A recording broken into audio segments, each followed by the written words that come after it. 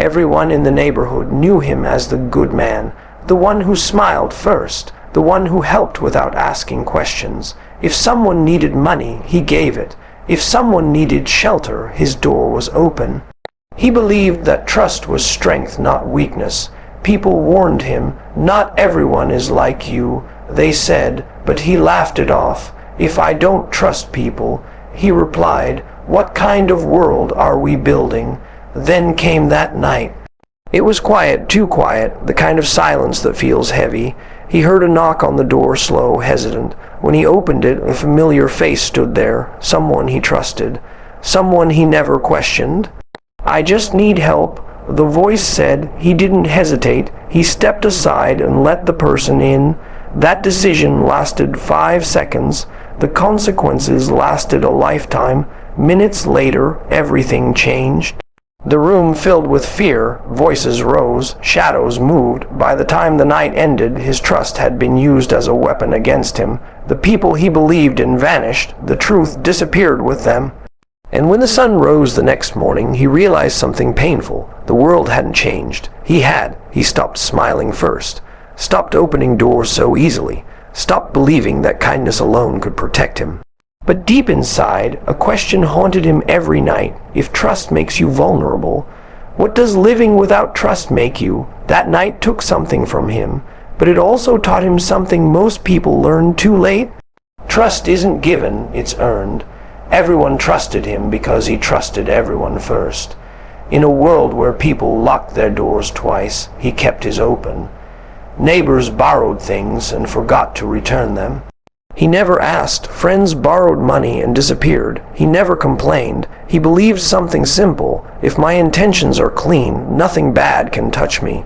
That belief became his identity. People admired him. Some mocked him quietly. Others took advantage, but he never noticed. Or maybe he noticed and chose to ignore it, because deep down he was afraid of becoming like the rest of the world, suspicious. Cold, closed, then came the night that tested everything. It was past midnight when the knock came, not loud, not urgent, just. Careful, he hesitated for the first time in his life, but then he recognized the voice. Relief replaced doubt. He opened the door. The smell of cold air rushed in. So did something else, something he couldn't explain. The person stepped inside, eyes avoiding his, hands shaking. "I won't stay long," the voice said. He offered water, a place to sit, because that's who he was. Minutes passed, then seconds stretched strangely. Suddenly, the door behind him closed softly, too softly. Another voice spoke from the darkness. That's when fear arrived, not screaming fear, not running fear, the quiet kind that freezes your body. He realized too late. Trust had invited danger inside. Words were said that couldn't be taken back. Truths came out ugly, hidden truths. People he defended for years stood exposed, and he understood something terrifying. They never saw him as kind. They saw him as convenient. When the night finally ended, nothing was stolen from the house. But everything was stolen from him. His peace, his innocence, his belief in people. The police asked questions. Friends offered fake sympathy. Life moved on, but he didn't. He replayed that night again and again.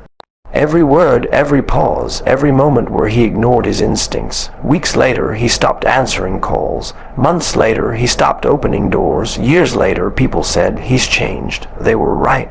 But what they didn't know was this. That night didn't break him. It rebuilt him. He learned to listen to silence, to read intentions, to protect his heart without hardening it. Because trust isn't weakness. Blind trust is, and sometimes one night is enough to teach a lesson meant for a lifetime.